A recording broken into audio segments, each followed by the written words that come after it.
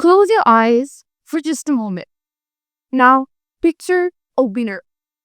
What comes to your mind? Probably someone like a superhero, someone who saves lives. What's the closest thing that in the real world? Now, picture that said life saving. Are they by chance wearing a stethoscope around their neck? Perhaps a white coat? Maybe, just maybe, are you dreaming of a doctor? Now open your eyes. I'm not a mind reader, but what I can say for sure today is aren't you to change that perspective completely and shift that picture entirely. Because the real lifesavers wear pink saris, not white coats. The real lifesavers in the villages of India, they walk dusty paths and not hospital corridors. The real lifesavers are the Asab men. I got to pick up a book back at grade 7 and it was called Winner Stands Alone by Paulo Coelho. And I looked at that cover and I thought to myself that just look at this. It's a girl in a bob cut, her hanging her hips, and she looks like she's really confident wearing a glittering red dress. But something about it made me feel uncomfortable. Something about it made me feel a bit empty. Something about it was off. Because something in me resisted the idea that to be a winner, you have to rise above others, beyond others, maybe even without others.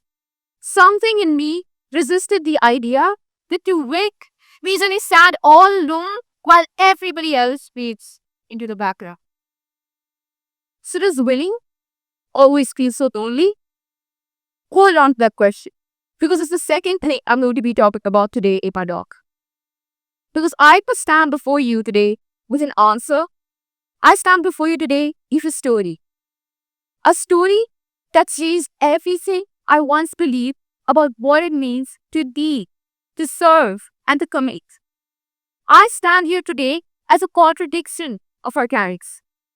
We're told we live in the golden age of medicine, an era of robotic surgeries, precision medicine, and AI that predicts diseases way before it hits. An era when we have mapped genomes, and yet what saves a life during the golden minutes of cardiac arrest is something far more elemental.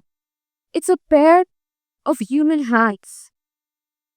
Hands that do not beat or blink, hands that act, hands that become the heart when the real one fails. Do you know that about 7.9 million people in India die each year of cardiovascular diseases?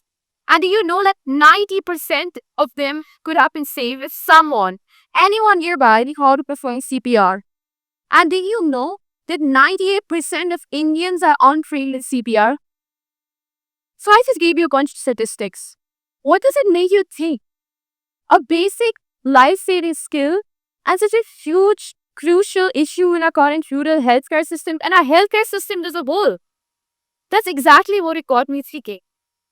But when my grandmother passed away when he had a cardiac arrest and nobody knew what to do, what I felt was helplessness and a world. Absence. That absence became my silence. And that silence became a promise. A promise to trade hands that could carry hearts. And that promise gave birth to Project Suranai, which means heroes of the sun. It's derived from Sanskrit. And why am I saying heroes of the sun? Because it means heroes of the golden minutes. The few minutes or in medical terms, the window of opportunity you have to save someone's life while they're having a cardiac arrest by performing CPR. At first, even my family questioned me. When I went to my mom with this idea, hi mom, she spoke to me, if you want to help people, why not seek a hospice patients? And being a music lover, being a poet, I loved it. I did. But melody, it couldn't answer the questions that kept me awake at night. So I started with myself. I underwent formal training for CPR and not just training to become a person who can perform CPR, but training to become a master trainer, which means a person who can teach people CPR. So that's the first thing I did. And from there, Suryamite unfolded, not as a one-time initiative, but as a public health intervention which was built into 10 deliberate phases. Phase 1, Research. So I reached out to the Emergency Medical Services of India, and I found out what are the major causes of your emergency calls. What you receive the most calls for? And the answer, it shocked me. Cardiac arrests, cardiovascular diseases, hugely surpassing vehicular trauma or any pregnancy-related issues. And I thought about it. Such a huge problem, such a crucial issue, and yet CPR training, it does not exist in the syllabus of several schools, of offices, of several educational sectors, and sectors of a whole in our country. So my phase 2 became baseline awareness. I visited rural districts. I entered the district of Kolar in Karnataka, and I asked them all one question. What do you do when a heart stops? And the answers sent chills down my spine. Most people didn't even know what CPR was. It was almost like it was non-existent. And the people who did know it were too hesitant to perform it. This led me to my phase 3, which was deciding my target audience. So I went to these rural districts and communities, and what I noticed were these women in pink saris, the ARFA workers. Now help us heard me say this name several times in my speech, the ASA workers, but who are they? ASA stands for Accredited Social Health Activists. These are 1.05 million women in India who are embedded into rural welfare systems, and their current job is related to pregnancy and neonatal issues, which means that they're constricted and confined to their hospital delivery rooms. But they have no form of cardiac treat at all in their syllabus. And that's something which shocked me. That's something which moved me. Because these women present in such large numbers, these women, when it's 1 per 10 people in every village, every community, they could make a huge change. They could start the dominoes effect. And I wanted to break their bounds, break the current society we live in by they're just subjugated to roles such as only pregnancy and neonatal issues when they could do so much more. So they gave me these sessions, hesitant, unsure of their words. That led me to my next phase, my pilot session. I held my first pilot in the district of Palau, which is in Karnataka, as it might be, since I'm Mitch. These women, there weren't so many of them. I organized in the first session with 100 women in the session.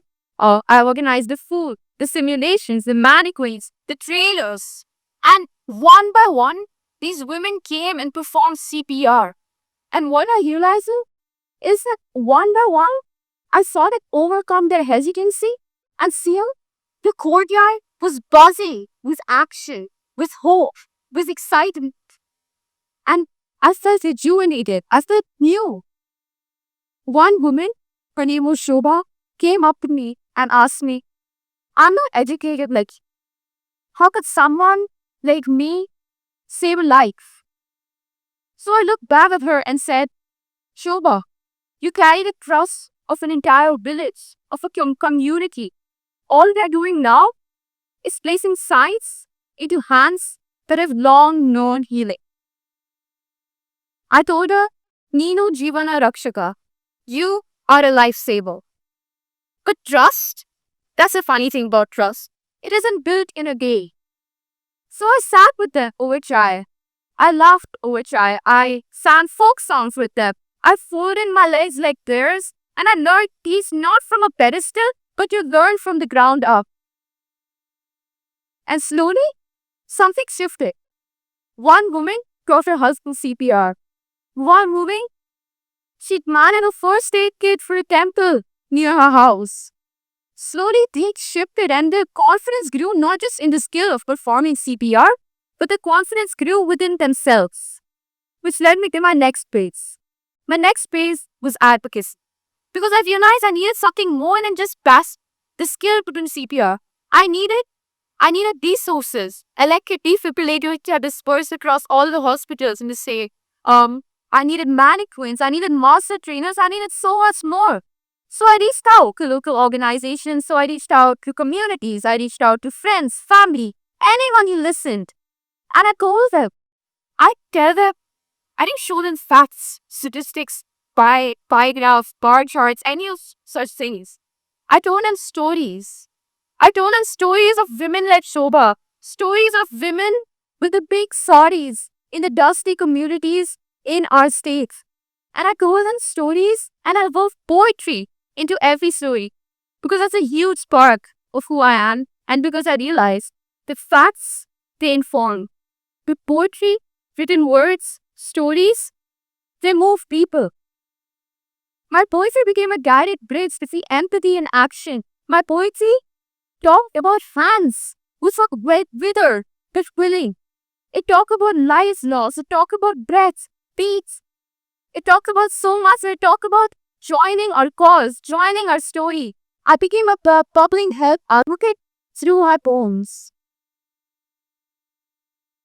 My next phase was expansion. So we held a session in district of Kolar. But soon, we spread off in North India. We went in Noida. And then I realized I started expanding my outreach from Anganwadi workers who came with children on their hips to buzzing malls when security guards stood under neon lights. From factories where you can hear the rhythm of machinery to gyms where you can hear the pulsing energy of youth. I held CPR sessions everywhere I go. I read it in every single place at every single time point. And that's when I realized this not only creating a ripple of change on a skill, learning a skill, but it was creating a ripple of change of what it means and who can hold this power to save a life. Which led me to my next phase, which is community. I realized most so often when we had weekends or vacations that I spent my time asking my mom that she offered me, like, do you want to go to Thailand, Disneyland, where do you want to go? And I end up saying, can I just stay back this weekend and can I just visit the ASHA workers? Can I just talk to them or can I just organize another CPR training session? I started convincing my mom to cancel family trips just so I could organize more sessions and talk to them more. I became a part of a community and it became who I am. And every time I brought a woman, how to be CPR, every time I did it, I told him, you can do it. A voice within me told me, you can do it too, Varishta. My next phase was the self-sustaining model. I chose select ASHA workers from each community and I trained them to become certified master trainers. Soon, women began training women, villages began training villages, communities began training communities, and the project scaled itself not just in numbers reaching 100,000 people, holding more than 100 campaigns over 4 years, but it also scaled itself in its ownership. Who holds the right to save a life? Who can to save a life? My next phase was statewide impact. This was when I trained all 47,000 ASHA workers in our state. And what I saw around me were not facts and statistics. I saw stories. It came back to me of women like Shobha, of women in the big saris, stories which beautifully made up a part of me. Which leads me to my final stage. This is one I just added because I found it interesting. And I added it, in fact, 3 weeks back because I realized it is something I need to talk about. Personal transformation. When I started this project, I just wanted to redirect my empathy into action. The restlessness in my chest, the urge to serve, the urge to vomit and do anything, something to save lives during the golden minutes, to not be silent and not be helpless. That's all I wanted to do. Because for me, it all started with chaos. Chaos in my mind, chaos in my heart, chaos in the very public health systems that are meant to save us today. And think of it, what does every discipline in the world today seek to do? Organize chaos into form, organize the formless into structure. In physics, we have the geometry of the universe being defined, the curvature of time and space. In biology, we have the branching arteries of the geometry of our veins. And in poetry, the geometry exists in the verses, the structure, and the rhythm. And in public health, I realized watching it in front of me, the geometry was in the steady pattern of hands and hearts.